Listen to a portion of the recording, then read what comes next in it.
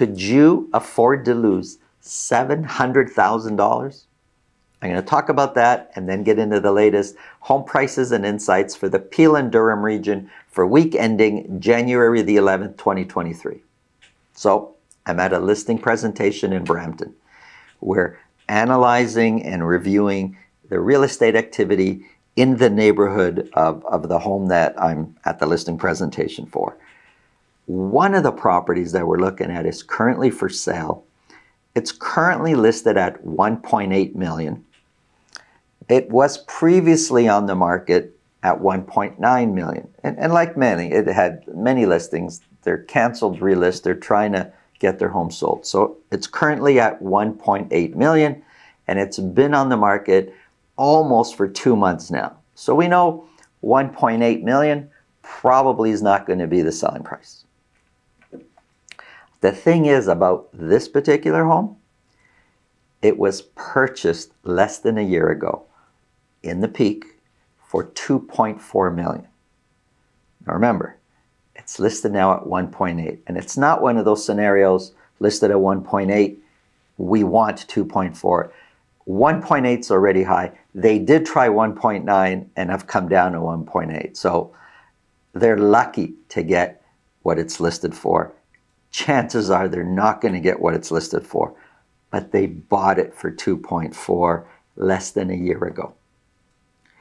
As it stands, if they sell at list price, again, seems unlikely that they do, but if they sell it at list price, taking all expenses and moving costs and everything into account, they stand to lose about $700,000.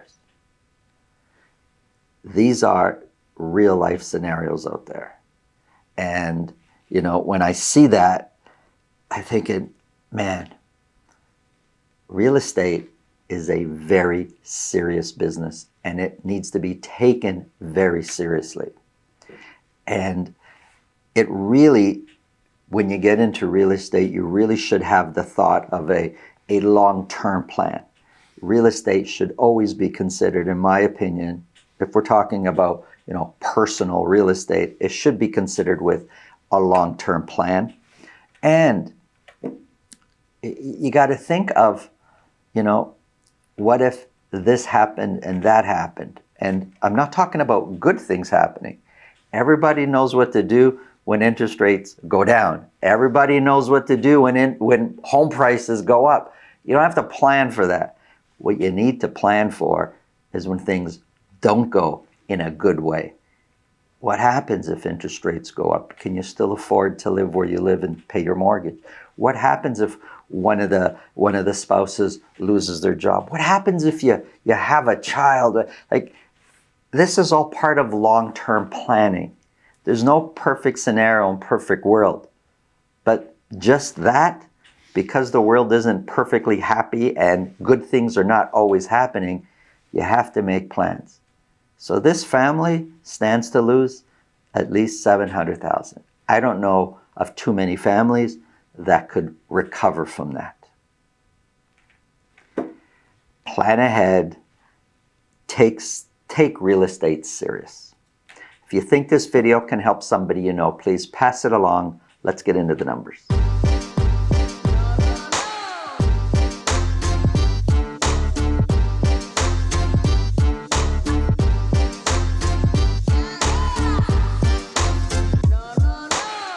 If you want to speak with me about your real estate situation, selling, buying, we've made it really simple. Below this video, in the description, there's a link to my calendar. Click on that, book a time that's convenient for you. This way, I'll know ahead of time and I'll make sure my schedule is organized so we can talk about whatever's on your mind.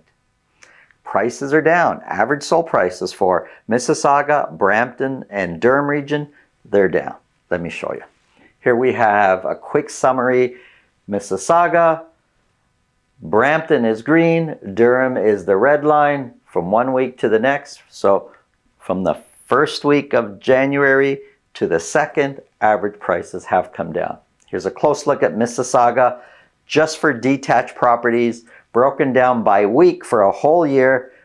Only 9 detached properties were sold. Now normally, As we head into, out of the holidays and into January, sales are going up. Not for Mississauga. Sales came down. Did I say 9? Sorry. It's actually 6. I guess I must have been looking at it the wrong way. 6 detached properties were sold. None of those were at $2 million or more. Average sold price is $1,191,000, way down from where we were before. 1191 is 32% lower than where the average sold price was a year ago. Now keep in mind, it's only 6 sales. So higher sold properties or lower sold properties, they will affect the overall average in a big way. So keep that in mind. Only 6 sales. Median price is $1,208,000, which is 23% lower than last year's median price. And the dotted line is the 4-week moving average. Looks like average price and median price have been trending down over the last 3 months. So 6 detached properties were sold. Let's look at last year. Those are the blue lines. Last year, the first week of January, we sold 8 detached properties. Going into the second week of January, we went from 8 to 31, which is kind of what we expect. We expect sales to increase. This year, first week of January, we went from 10 to 6. And of those 6, none sold at list price or more. Last year's, this time, 87% sold at list price or more. Listings. We went from 24 listings to 56 listings, which is what we expect. As we come out of the holiday season, each week we expect to be increasing because now we're looking ahead to the spring season. So out of holiday, winter, heading into the spring, we expect sales and listings up. Here's an interesting stat though.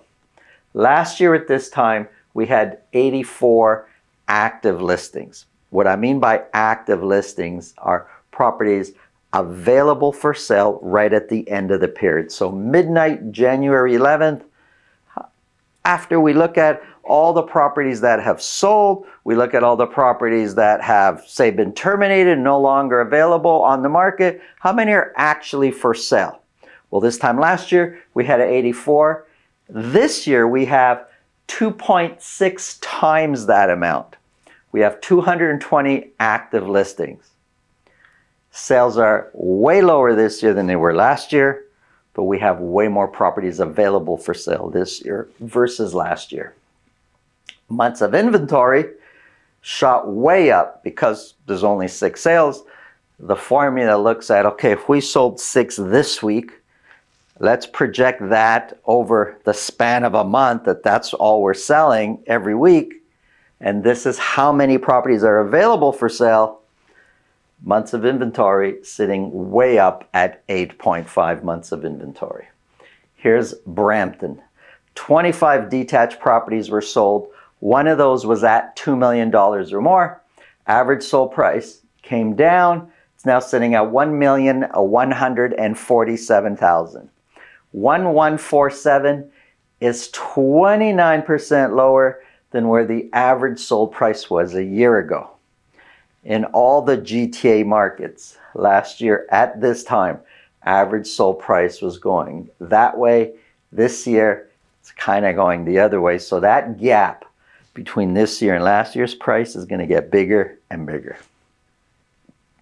Median price of $1,050,000 is also 29% lower than last year's median price. 25 detached properties we said were sold. 28% were at list price or more. Last year for Brampton, 92% sold at list price or more. And if we look at listings, we went from 22, 43, 56. I would have expected more listings, but at least it's going up. This time last year, we had 54 active listings. This year, we have 5.5 times the amount of active listings at 299 active listings. Months of inventory sitting at 2.8 months of inventory. Here is the Durham region. Now for Durham, I'm using Ajax, Pickering, and Whitby as my Durham sample. 21 detached properties were sold. None of those were at $2 million or more. Average sold price came down, just like all the other areas, came down. It's now sitting at $1,078,000. $1,078,000 is 26% lower than last year's average sold price. The median price of $1,050,000 is 29% lower than last year's median price. 21 sales, 29% sold at list price or more. Last year at this time, 97% sold at list price or more. I'm comparing quite a bit to last year, and I'm stressing the percentage sold at list price or more. I'm stressing the active listings. I'm looking at months of inventory. Well, strategies used a year ago are not going to work this year. It's a different market altogether. Strategies need to change. Buying strategies, selling strategies. You have to adapt to the market that you're currently in. 44 listings, up from where we were the previous week, where 30 were listing. So listings are up over the previous week. Active listings, we have 3.2 more active listings this year versus last year. Active listings is sitting this year at 127. Months of inventory has come way down to 1.4 months of inventory. Here's condos. This is for all Peel region. 11 condos were sold. None of those were at $1 million or more. 602 is the average sold price for condos across Peel region. 602 is up from the previous week, and most of these condos are being bought and sold in Mississauga, but I have it for all of Peel region. 602 is 12% lower than where the average sold price was a year ago. The median price of $565,000 is 14% lower than the previous year's median price. Looking at the 4-week moving average, looks like prices are trending down over the last 3 months. 11 were sold, 9% were at, so one of these condos sold at list price or more. Same time last year, 85% were selling at list price or more. 73 were listed this week, up from where we listed the previous, well, actually compared to last year, first week of January, second week of January, it's pretty much what we were listing a year ago. But this time last year, we had 53 active listings.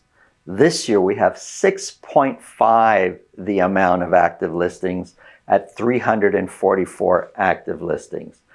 Months of inventory is way up there at 7.2 months of inventory, sitting in the buyer's market category. Here's a quick summary, and just to show the quick summary of months of inventory, and to show the contrast this year versus last year, and how strategies really need to be different this year versus strategies. Well, if you look at Mississauga, 8.5 is the months of inventory. A year ago, 0.6. For Brampton, it was 0.2 a year ago. Can you imagine 0.2 months of it? Well, we lived it, so you don't have to imagine it. But today it's 2.8. This year it's 1.4 for Durham. It was 0.3. Condos was 0.2. It's now 7.2. It's a different world, different strategies, different ways of looking at things, different planning. It's all different. Thanks for watching. Have a great day.